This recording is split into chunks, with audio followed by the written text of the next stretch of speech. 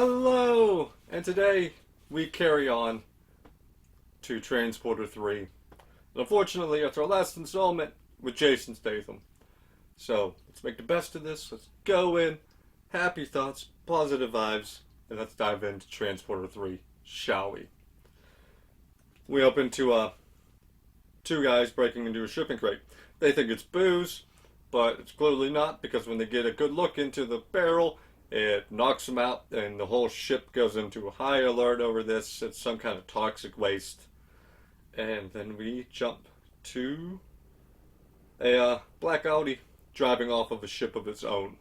This one's being driven by another transporter, the woman sleeping in the back. And we're cutting in between him trying to outrun police whenever he won't pull over for security, and Frank and Tarconi, who's on a fishing trip. The guy manages to get away, and their fishing trip is cut short whenever Tarconi gets a call about the black Audi having escaped. We get a momentary look at the big bad, and then we see the Ukrainian Prime Minister receiving a package with a cell phone in it, and a guy, the big bad, telling him he's the middleman between. He'll be the middleman between the Ukrainian minister and a group called EcoCorps to make sure they work out a deal. Because what we've learned about the Ukrainian minister so far is he's very clean earth kind of deal. He's trying to get rid of pollutants and get rid of people who will pollute the planet, which I guess includes this EcoCorps group. And when he explains to him, we don't deal with EcoCorps anymore, I made sure of that.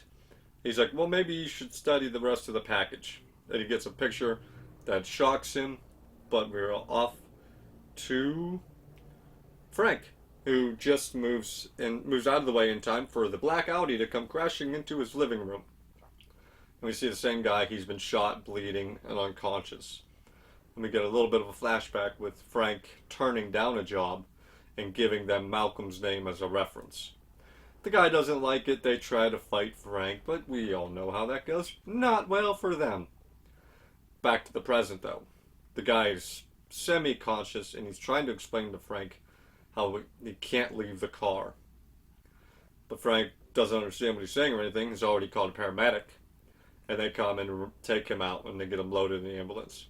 And as they're leaving, he finds the unconscious woman in the backseat of the car, who tells him they can't leave the car. So he tries to run down the ambulance, and it blows up. And he goes back to try to talk to her, and he gets knocked out. When he comes to, he wakes up in this room in his boxers for some reason. Alrighty then. And the device he has seen on both of the woman and Malcolm's wrist, on his wrist, and his suit. So he gets dressed up in his suit as the bad guys come into the room. And the situation is this. They're going to hire him to deliver some packages. He goes where they tell him, and everything will be okay. He tries to turn him down. One of the goons gets shot, and Frank changes his mind. And he goes to the car. All of his guns have been removed from the car and everything, so it's just a car at this point, except the changeable license plate. He liked those. But they're loading 2 packages into the car, and is told he'll get directions whenever he gets to a certain mile marker. And the woman from earlier is now in the passenger seat of the car, which kind of pisses Frank off in a way, but after the big bad pulls a gun, he more than gladly takes the woman passenger. And the rules are explained about the bracelets. If you get 75 feet away from the car, it'll explode. So that's the rule. Go where the car's telling you to, or don't stray too far away from the car. He gets on the road and gets a little annoyed because the woman in the passenger seat is not talking. She's not being helpful. Meanwhile, back with Tarconi, he's at Frank's house, because obviously he's at Frank's house, so the guy crashed into his house. But his investigation is about to run into a little bit of a problem whenever the Audi that was being towed out of there is intercepted by a black BMW, and the guys shoot the driver and steal the GPS locator. Back with Frank. He's got directions now. He's going to Budapest. And he starts to lose his temper over her steadfast refusing to answer any questions that he has. By the end of it, he does get something. Her name is Valentina. There is some good news for Torconi. The tow driver had a camera, so he was able to get pictures of the two guys and their license plate. Then we go back to the minister. EcoCorps showed up with contracts he expects to sign. Ships waiting to be cleared, and he gets real pissed off whenever it goes from 1 ship to 8 ships. And he tells them, I'm going to want 24 hours now before I sign these papers. So without anything they can really do at this point, they have to wait for him in his 24 hours. And we find out that he has men out. In fact, it was the people who shot the tow truck driver. And they're assuring him that they not only have a name, but they have a location because they stole the GPS from Malcolm's car and know where they're going. Frank and Valentina do a bit of bonding over dinner ideas. Frank goes off a course. He goes to a man named Otto. By the looks of it, he's been the one who does all the work on Frank's car. He tells him about a weapon the Pentagon has been working on that is matching his bracelet. And there must be a transmitter in the car. So he starts going about trying to find the transmitter while Frank is fighting the goon squad that the big bad sent after him to get him back on the right path. So that fight was big and brutal, and we get a big bad guy for him to beat up still. And all of this, while he's doing all of this, he is losing layers of clothing because he's using his tie and his shirt to ward off attacks. And yes, this is a storyline point in this movie. And when he's finished with that, Otto has found the transmitter, but the transmitter is wired to an explosive, and he can't defuse it. So it's back onto the road for them. But they get back on the road and everything. And the boss calls. He's not happy with Frank's little detour. And Frank's even less happier with him. And he wants to meet up face to face. The boss agrees to do when they get to their location in Budapest. And he gets there and he sees the nearby payphone ringing. So he goes to answer that. And it's a trap to get him out of the car. Someone else jumps into his car and he's forced to try to chase down the Audi. He starts on foot and then jumps on a pedal bike and continues that chase on a pedal bike. He's aided a little bit by the fact that Valentina wakes up and just starts attacking the driver. And at one point he has to stop, and that's when Frank takes advantage of that, jumping in through the car window and kicking him out the passenger side door. And he's back in the car and back on the road again. At this point, he finally gets the idea to call Torconi. They exchange information, and they set it up so that when Frank calls the big boss again, Torconi's listening in and is able to help triangulate his location. But him and the big boss get on good terms together again so they can continue this trip. And now they're being sent to Bucharest. And she gets pissed off when he calls her Russian because she is Ukrainian. And he gets pissed off whenever she finds pills in her purse that she just takes. And then builds off of that at the gas station and all the antics she gets into at the gas station. And the big problem is that when she makes a scene in the parking lot, the people in the BMW, who he was hoping to not notice them and get into a big car chase. And at one point, he turns the Audi on its side, continuing to drive between two semi-trucks, and then just rights it on the other side. But even then, he still cannot lose his BMW. It goes all the way into the woods before he finally manages to get behind them and shunts them off the side of the cliff. And he stops in a local meadow to try to catch his breath a little bit. Meanwhile, with the big bad, he is going back and forth with the Ukrainian minister. The Ukrainian minister wants to hear from his daughter. He wants to hear his daughter's voice. And he ain't putting up with his shit anymore.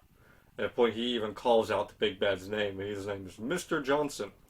Yes, the name the stewardess said, or the airline security called him, is actually his real name. I thought that would be like an alias, you know? But this freaks him out, and he now needs to hurry this all along.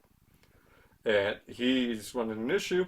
He can't get a hold of Frank, because Frank is off the grid in this field And Frank is a little tied up because he ran into the issue with um, Valentina, who will not give his keys back until she gets a striptease.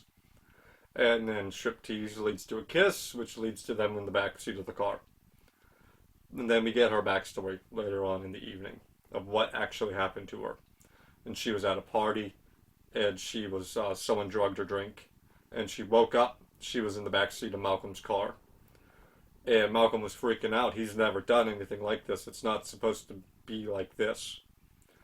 But she assures him that her father can help if she can get a hold of him. So he allows them to stop the car and go. And she tries to make the call, but the goon squad shows up, and that's how Malcolm gets shot. And Malcolm goes to the only place he can think of, Frank's house, and that's how they ended up crashing through Frank's wall.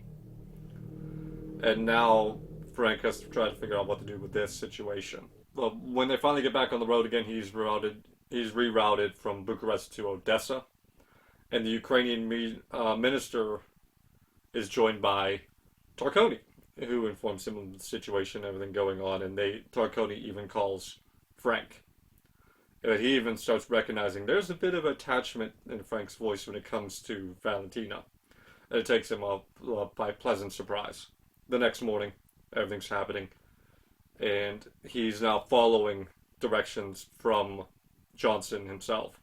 And he ends up getting trapped on a bridge. And he sends Valentina out before they could open fire, knowing that they won't kill her.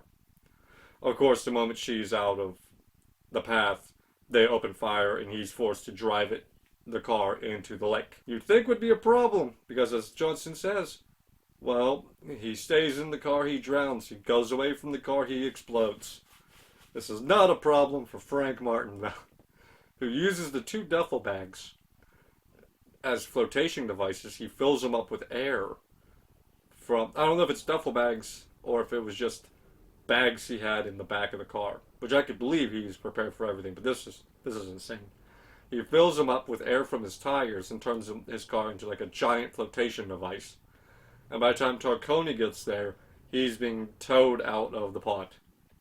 Meanwhile, the big bad and everyone get onto a train, and he has Valentina talk to her dad, and she tells him, don't sign the papers.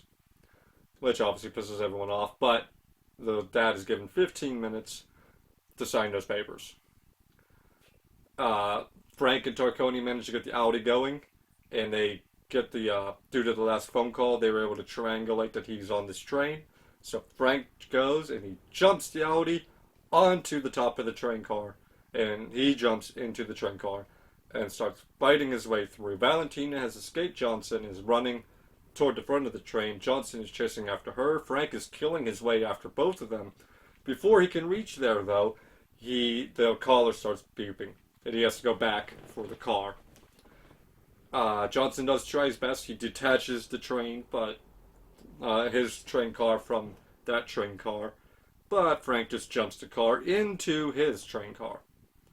And Johnson puts up a little bit of a struggle, but it is nothing compared to Frank, who kicks his ass back toward the Audi. He gets the key from his wrist, takes his bracelet off and puts it on him, and reverses the car out, leaving Johnson to explode.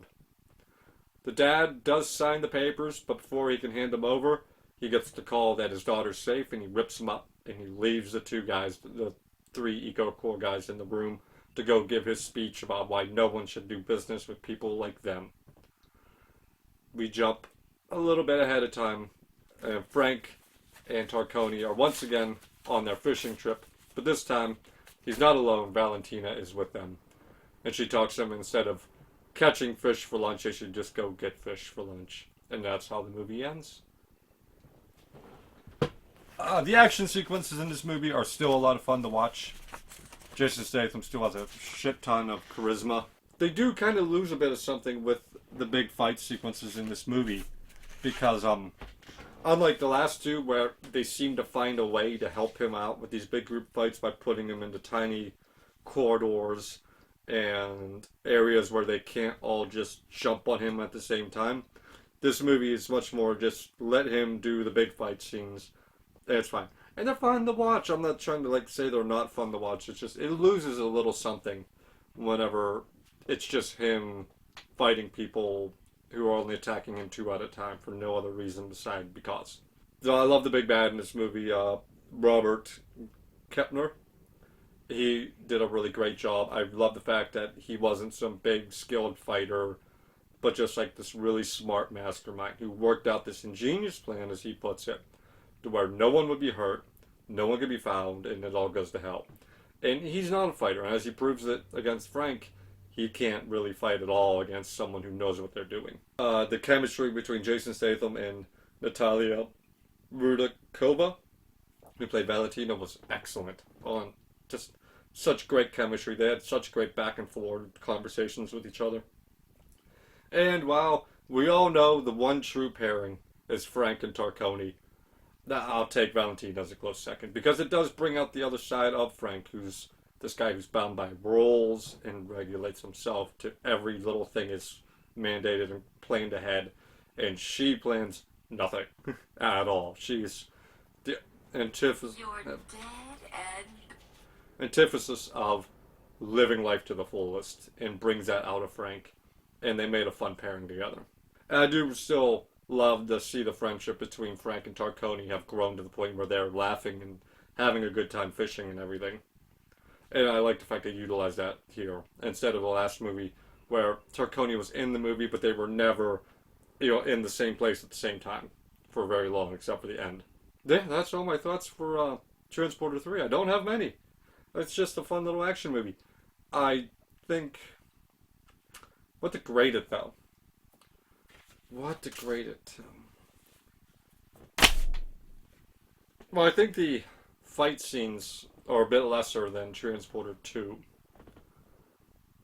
And that car scene was just insane. Some of the suspension of disbelief for this movie is stretched. I'm willing to stretch my suspension of disbelief pretty far.